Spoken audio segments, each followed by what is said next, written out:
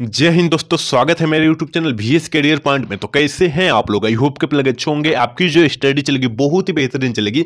तो आज के क्लास में बात करने वाले क्लास 10 के साइंस के बहुत ही महत्वपूर्ण ऑब्जेक्टिव क्वेश्चन जो आपके फाइनल एग्जाम के लिए बहुत ज्यादा खास है। तो आप लोग सारे क्वेश्चन को अच्छे तरीका से देखने का प्रयास करेंगे। मैं जितना क्वेश्चन लाया हूं आपके पॉइंट बोर्ड के पॉइंट ऑफ व्यू से बहुत ही इंपॉर्टेंट क्वेश्चन है। ठीक है, तो आप लोग अच्छे तरीका से सारे क्वेश्चन को देखने का प्रयास करेंगे और एक भी क्वेश्चन को छोड़ेंगे नहीं। ठीक है ना? तो चलिए हम अपने क्वेश्चन की तरफ बात करते हैं। इससे पहले क्लास को लाइक नहीं किया और चैनल को सब्सक्राइब नहीं किया तो सारे बच्चे क्लास को लाइक कर लीजिए और चैनल को सब्सक्राइब कर लीजिए। ठीक है ना? और 1 नंबर क्वेश्चन जो है देखिए आपकी स्क्रीन पर मौजूद है। कह रहे हैं ना, कह रहे कि नेत्र द्वारा किसी वस्तु का कैसा प्रतिबिंब बनता है। मतलब नेत्र मतलब होता है आंख, और आंख द्वारा जो किसी वस्तु का प्रतिबिंब बनता है वो कैसा बनता है। तो आप लोग पढ़े होंगे मेरे भाई कि वास्तविक बनेगा, उल्टा बनेगा और देखिए छोटा भी बनेगा। तब हमारा जो है प्रतिबिंब जाकर दिखाएगा, बड़ा करके दिखाता है। ठीक है ना? इसका मतलब ऑप्शन जो हो जाएगा डी वाला सही होगा। डी में दिखाई दे रहा है, डी वाला हम लोग टिक कर देंगे। आपको पता होनी चाहिए, बहुत इजी क्वेश्चन है, याद रखिएगा। ठीक है, अगला क्वेश्चन की तरफ बात करेंगे। यानी दो नंबर क्वेश्चन देखिए क्या करें ना, विद्युत परिपथ में विद्युत धारा को मापने के लिए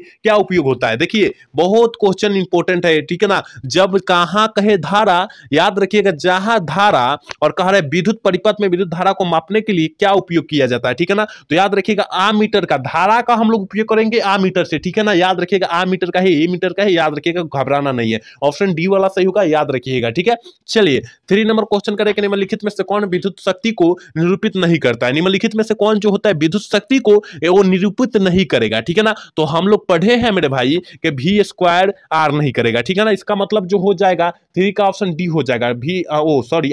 आई आर स्क्वायर नहीं करेगा ना, ऑप्शन डी वाला सही होगा। ठीक है ना?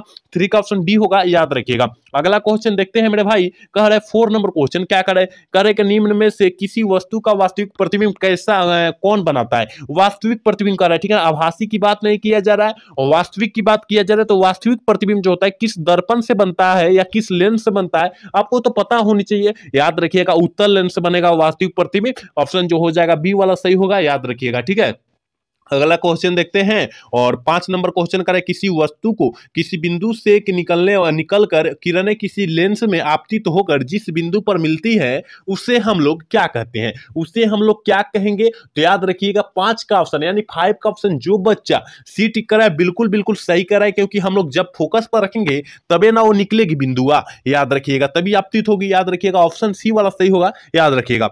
चलिए 6 नंबर क्वेश्चन यानी 6 नंबर क्वेश्चन करें ना, फोटोग्राफी कैमरा का अभिदृश्यक होता है। अभिदृश्यक जो होता है वो किस लेंस का बना होता है। तो आपको पता होनी चाहिए मेरे भाई, वो जो बना रहेगा फोटोग्राफी यानी जो होता है किसी वस्तु को दुरिया होता है ना, दूर होता है, उसको साफ करके दिखला देना, उसे कैमरा का कार्य करते हैं। ऑप्शन सी वाला सही होगा। ठीक है ना? याद रखिएगा 6 का ऑप्शन सी हो जाएगा, याद रखिएगा वो उत्तल लेंस का कार्य होता है। ठीक है, चलिए अगला क्वेश्चन यानी 7 नंबर क्वेश्चन क्या करें, बहुत आसान क्वेश्चन है, इतना बड़ा जो है ना बहुत आसान क्वेश्चन है, याद रखिएगा। ठीक है ना? देखिए कह रहे ना, किसी शब्दकोश में पाए जाए गए छोटे अक्षरों को पढ़ने के समय आप निम्न में से कौन सा लेंस पसंद करेंगे। यानी कहने का मतलब है, मान लीजिए हम छोटे अक्षर पढ़ेंगे, मान लीजिए कुछ इस तरह लिखा हुआ है, इस तरह लिखा हुआ, अब इसमें क्या लिखा हुआ है अब तो अभी इस तरह पता देखने से नहीं चला है, लेकिन जब इसको स्कोप लगाएंगे तब ना पता चलेगा। तो देखिए उसको जो है हम लोग 5 cm फोकस दूरी वाले एक उत्तल लेंस का प्रयोग करेंगे, तभी जो है छोटे अक्षरों को हम लोग देख सकते हैं, याद रखिएगा। ऑप्शन डी वाला जो बच्चा ठीक कर रहा है बिल्कुल सही कर रहा है, याद रखिएगा। अगला क्वेश्चन यानी 8 नंबर क्वेश्चन देखिए क्या कह रहा है, कह रहे कि किसी गोलीय दर्पण तथा किसी पतले गोलीय लेंस दोनों की फोकस दूरियां -15 cm है। तो दर्पण की लेंस संभावित होगा। देखिए कह रहे हैं कि दर्पण जोन होगा वो कॉमन लेंस का संभावित होगा। ठीक है ना? तो आपको पता होनी चाहिए, दर्पण भी कह दिया और उसमें संभावित भी कह दिया। तो याद रखिएगा मेरे भाई कि दर्पण भी कहा है लेंस भी कहा है, इसका मतलब दोनों जो हो जाएगा ना, दोनों अवतल लेंस का कार्य करेगा, याद रखिएगा। ऑप्शन जो हो जाएगा देखिए माइनस जहां दिया हमने बताया था कि माइनस देगा वो अवतल लेंस होगा ना, ऑप्शन सी वाला जो बच्चा सी टिक कर रहा है बिल्कुल सही कर रहा है। ठीक है, आप लोग अच्छे तरीके से सारे क्वेश्चन को देखेंगे क्योंकि पूरे गैस करके सारा प्रश्न लाया गया है। ठीक है, चलिए अगला क्वेश्चन यानी 9 नंबर क्वेश्चन क्या करे, बोल्ट बोल्ट मीटर, बोल्ट जो होता है, बोल्ट जो होता है किसके बराबर होता है, यानी भी से सूचित करते हैं, और बोल्ट को हम लोग किससे बराबर होता है, किसके बराबर होता है, तो आपको पता होनी चाहिए मेरे भाई, वो जो बराबर होगा जे प्रतिकूलम, यानी ऑप्शन जो हो जाएगा बी में दिया है, बी वाला टिक करेंगे, ठीक है। अगला क्वेश्चन यानी 10 नंबर क्वेश्चन क्या करे कि विद्युत आवेश में प्रवाह दर को क्या कहते हैं, विद्युत आवेश में प्रवाह के दर को हम लोग क्या कहेंगे, तो याद रखिएगा विद्युत धारा कहेंगे, ऑप्शन ए वाला सही करेंगे, 10 का ऑप्शन ए होगा। याद रखिएगा आपको एक भी क्वेश्चन को छोड़ना नहीं है और सारे क्वेश्चन को किसी भी हाल में मार कर ही आना है, ठीक है ना। चलिए अगला क्वेश्चन बहुत इंपॉर्टेंट क्वेश्चन है मेरे भाई, करे निम्न में से कौन सा कथन सत्य मतलब जो होता है सही है, ठीक है, सत्य मतलब जो होता है सही होता है, और कौन सा कथन जो होता है सत्य होता है, ठीक है ना। तो याद रखिएगा जो बच्चा 11 का ऑप्शन जो बच्चा बी टिक कर रहा है ना, जूल गुने बोल्ट होता है या कुलम गुने बोल्ट होता है, ऑप्शन बी वाला जो बच्चा सही कर रहा है ना बिल्कुल सही होगा, ठीक है। चलिए अगला क्वेश्चन है 12 नंबर क्वेश्चन देख लेते हैं, करे के CHO क्रिया अभिक्रिया समूह को क्या कहते हैं, अभिक्रिया समूह को, अक्रियाशील समूह को हम लोग क्या कहते हैं, CH को मतलब होता है एल्डिहाइड का क्रियाशील समूह है, ठीक है ना। तो कहां पर दिया है एल्डिहाइड, देखिए तो ऑप्शन सी में दिया है, ऑप्शन सी वाला सही कर देंगे, ठीक है। आप लोग अच्छे तरीका से अगर देख लेते हैं तो यहां से आपका 40 नंबर कंफर्म हो जाएगा, तो आपको अच्छे तरीका से देख लेना है, ठीक है। चलिए अगला क्वेश्चन 30 नंबर क्वेश्चन क्या करे एथेनॉल को सांद्र H2SO4 के साथ गर्म करने पर निम्न में से कौन सा गैस बनती है। एथेनॉल को जब हम लोग गर्म करेंगे और कहा किससे करेंगे, सल्फ्यूरिक अम्ल के साथ गर्म करेंगे, यानी H2SO4 को जो है नाम हम लोग क्या कहते हैं, सल्फ्यूरिक अम्ल का नाम होता है, ठीक है। और जब इसको हम लोग गर्म करेंगे तो क्या प्राप्त होगा, कौन सी गैस जो है हमें प्राप्त होगी, तो याद रखिएगा C2H6 प्राप्त होगी, ठीक है। ऑप्शन जो हो जाएगा सी वाला सही होगा, याद रखिएगा। अगला क्वेश्चन देख लेते हैं, और अगला क्वेश्चन आपकी स्क्रीन पर है, करे ना 14 नंबर क्वेश्चन, जिंक ब्लेड निम्न में से कौन धातु का अयस्क है, जिंक ब्लेड, तो ये तो सारे छात्र को पता होना चाहिए कि जिंक ब्लेड जो होता है जस्ता का अयस्क होता है, तो कहां दिया है, ऑप्शन बी में दिया है, 14 का ऑप्शन बी हो जाएगा, याद रखिएगा ना आप लोग, अच्छे याद रखिएगा अच्छे तरीका से, ठीक है। चलिए अगला क्वेश्चन कह रहा है 15 नंबर क्वेश्चन का, आवर्त सारणी के किसी आवर्त के तत्वों में कौन सा गुण समान होता है, कौन सा गुण जो रहेगा वो समान रहेगा, कौन सा गुण समान रहेगा, तो याद रखिएगा कक्षों की संख्या जो रहेगी वो समान रहेगी, ठीक है ना। तो ऑप्शन डी वाला सही करेंगे, याद रखिएगा। अगला क्वेश्चन 16 नंबर क्वेश्चन आपके स्क्रीन पर यह करेगा अभिक्रिया यानी रिएक्शन जो है CaO प्लस H2O यानी जल होता है, इसको जब अभिक्रिया कराएंगे तो अभिक्रिया जब होगा तो याद रखिएगा CaOH2 होगा, ठीक है ना, मतलब कैल्शियम हाइड्रोक्साइड प्राप्त होगा। किस प्रकार की अभिक्रिया है यह, जो है किस प्रकार की अभिक्रिया है, दो अभिक्रिया है और इसको जुड़ गया है, तो हमने बोला था जब दो अभिक्रिया आपस में रहेगी और एक जुड़कर एक नया अभिक्रिया के निर्माण कर देगी, उसे हम लोग क्या कहते थे, तो याद रखिएगा उसे संयोजन अभिक्रिया कहते हैं, ठीक है। इसका मतलब संयोग कर लिया, ठीक है ना, दो अभिक्रिया को संयोग करके एक नया अभिक्रिया के निर्माण कर देती है, उसे हम लोग संयोजन अभिक्रिया कहते हैं, आप लोग को पता है, तो ऑप्शन बी वाला सही होगा, ठीक है ना। याद रखिएगा 16 का ऑप्शन जो बच्चा बी सही कर रहा है बिल्कुल सही होगा। चलिए अगला क्वेश्चन 17 नंबर क्वेश्चन करें ना कि जल में घुलनशील भस्म कहलाता है, जल में घुलनशील भस्म जो है क्या कहलाता है, तो आपको पता है भैया क्षार कहलाता है, ऑप्शन बी वाला सही कर देंगे, ठीक है ना। चलिए करें कि सोडा एक्स का रासायनिक सूत्र जौन होता है वो क्या होता है, सोडा एक्स का जो होता है एस का रासायनिक सूत्र जौन होगा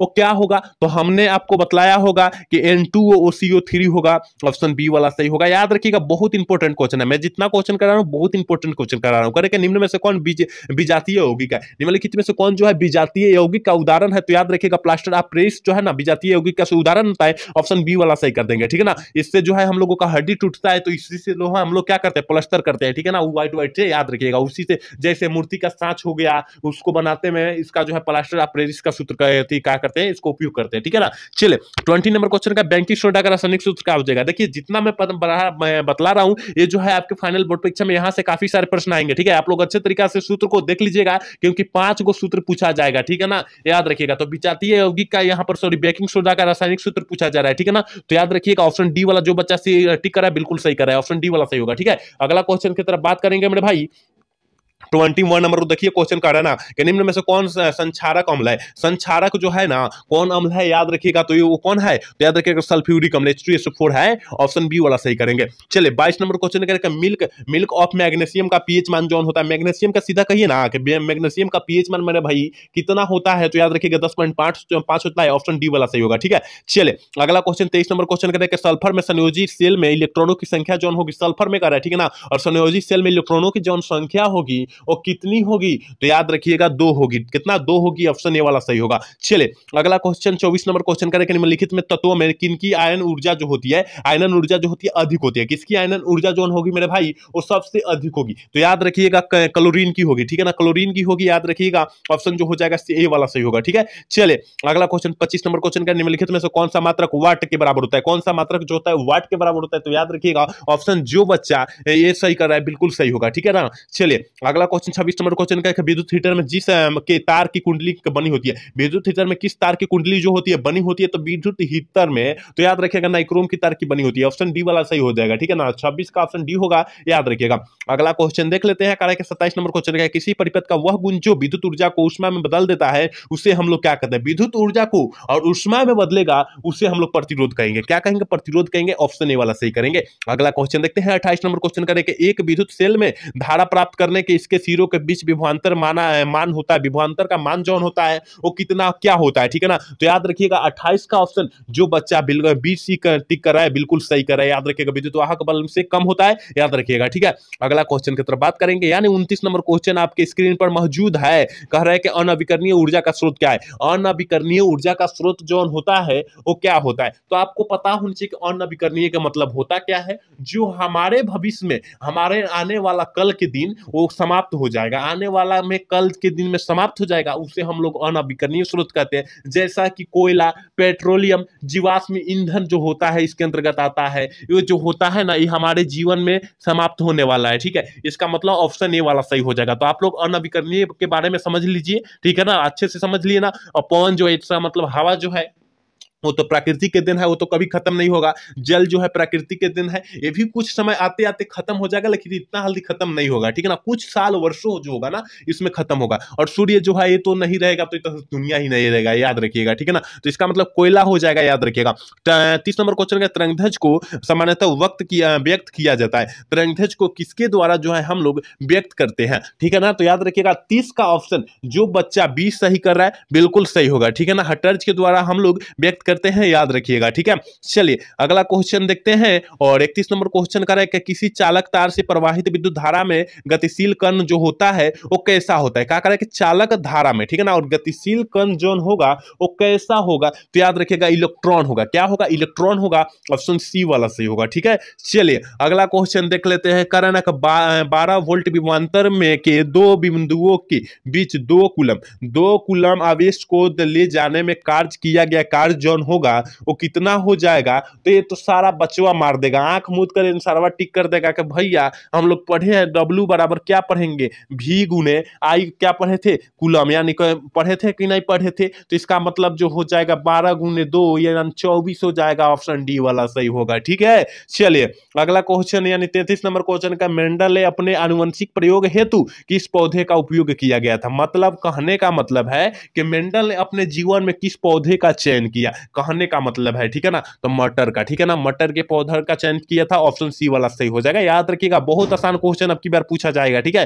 तो आपको टेंशन नहीं लेना है, अच्छे तरीका से सारे क्वेश्चन को रट जाना है। देखिए कह रहा है ना 34 नंबर क्वेश्चन का, किस प्रकार के श्वसन से अधिक ऊर्जा मुक्त होती है, किस प्रकार के श्वसन से जो होती है अधिक ऊर्जा जो होती है मुक्त होती है, तो याद रखिएगा 34 का ऑप्शन जो बच्चा ऑप्शन ए वाला ठीक करा है बिल्कुल सही हो जाएगा, क्योंकि अधिक ऊर्जा मुक्त जो होगी अवायवीय श्वसन से, और जब जो होगी कम ऊर्जा मुक्त होगी वो अवायवीय श्वसन से, ठीक है, आप लोग अच्छे से समझने का प्रयास करेंगे यहाँ। चलिए 35 नंबर क्वेश्चन का, मानव में नर जनन ग्रंथि जो है कहलाती है, क्या कहलाती है, मानव में जो है नर जनन ग्रंथि जो है क्या कहलाती है, तो आपको तो पता होनी चाहिए कि नर कहेगा वृषण कर देंगे, क्योंकि यह जो है मनुष्य का जो है ना यानी नर जनन तंत्र का महत्वपूर्ण अंग होता है, ठीक है ना। चलिए अगला क्वेश्चन यानी 36 नंबर क्वेश्चन आपके स्क्रीन पर मौजूद है, करके जीवाश्म की एक महत्वपूर्ण विशेषता है, जीवाश्म की एक महत्वपूर्ण विशेषता जो होती है वो क्या होती है, ठीक है ना, तो याद रखिएगा वो वृद्धि होती है, जीवाश्म की एक महत्वपूर्ण विशेषता और इंपोर्टेंट विशेषता जो होगी वो क्या होगी, वो वृद्धि होगी, याद रखिएगा, ठीक है। चलिए अगला क्वेश्चन यानी 37 नंबर क्वेश्चन आपके स्क्रीन पर मौजूद है, करे स्वपोषी पोषण होता है, स्वपोषी पोषण हम लोग किसे कहते हैं, संपोषी, तो याद रखिएगा आप लोग पढ़े हैं मेरे भाई कि हम लोग पेड़ पौधा को हम लोग संपोषी कर देंगे, क्योंकि प्रकाश को आते जो अब वो ग्रहण करता है सबसे पहले पेड़ पौधा, तो उसी को ना हम लोग संपोषी कहेंगे। इसका मतलब ऑप्शन ए वाला सही कर देंगे, याद रखिएगा। अगर अगला क्वेश्चन यानी 38 नंबर क्वेश्चन क्या कराए कराए कि ग्लाइकोलाइटिक्स होता है, ग्लाइकोलाइटिक्स जोन होगा वो क्या होगा, ठीक है ना। तो 38 का ऑप्शन जो बच्चा बी टिक कर रहा है बिल्कुल सही कर रहा है, याद रखिएगा ऑप्शन बी वाला सही होगा। अगला क्वेश्चन 39 नंबर क्वेश्चन का है कि तंत्रिका तंत्र की रचनात्मक और क्रियात्मक इकाई को क्या कहते हैं, और अब की बार पूछे जाने का बहुत बहुत चांसेस है, याद रखिएगा। तो उससे हम लोग न्यूरॉन क्या करेंगे, न्यूरॉन कहेंगे, याद रखिएगा, ठीक है। नेफ्रॉन नहीं कर देंगे, ठीक है ना। नेफ्रॉन के तंत्रिका तंत्र का कहता है, जहां तंत्रिका तंत्र का कहता तब हम लोग मारते हैं, लेकिन यहाँ तंत्रिका तंत्र की बात नहीं कराए। यहाँ सबसे पहले यहाँ तंत्रिका तंत्र ही दे दिया, लेकिन यहाँ संरचनात्मक और तंत्रिका तंत्र और संरचनात्मक इकाई को हम लोग क्या करते, तब इस तरह को हम लोग नेफ्रॉन मारते, लेकिन इसका जो है न्यूरॉन मारेंगे, ऑप्शन ए वाला सही कर देंगे। चलिए आज के क्लास के लास्ट क्वेश्चन है 40 नंबर क्वेश्चन है, कौन सा एंजाइम वसा का क्रिया करता है, कौन सा एंजाइम जो होता है वसा पर क्रिया करता है। तो याद रखिएगा 40 का ऑप्शन जो बच्चा ऑप्शन जो है डी टिक कर रहा है बिल्कुल सही कर रहा है, ठीक है ना। ऑप्शन डी वाला सही हो जाएगा, ठीक है, क्योंकि हमने बहुत सारा क्वेश्चन लाए हैं, कम से कम 80 क्वेश्चन इस क्लास में लाए, लेकिन 40 क्वेश्चन ही पढ़ाएंगे आज के क्लास में, याद रखिएगा। कल की क्लास में हम इसके बाद लेकर आएंगे। देखिए यहाँ पर काफी सारे क्वेश्चन सेट किया गया है, ठीक है ना, लेकिन यहाँ पर जो है ना हम लोग 80 क्वेश्चन को ही आपको बीच डालेंगे, क्या करेंगे, प्रोवाइड करेंगे, ठीक है। तो आप लोग अच्छे से 40 क्वेश्चन को रट जाइए, कल के क्लास से जो है हम लोग 80 प्रश्न लेकर आए हैं, ठीक है ना। 80 प्रश्न लेकर आएंगे, तो आप लोग अच्छे से इसको जो है रट जाइए, क्योंकि अब आपके पास उतना टाइम नहीं है जितना आप लोग सोचते हैं, ठीक है ना। तो आज का क्लास कितना आज कैसा लगा, अगर अच्छा लगा होगा तो चैनल को सब्सक्राइब लाइक करना ना भूलिएगा। जय हिंद, जय भारत।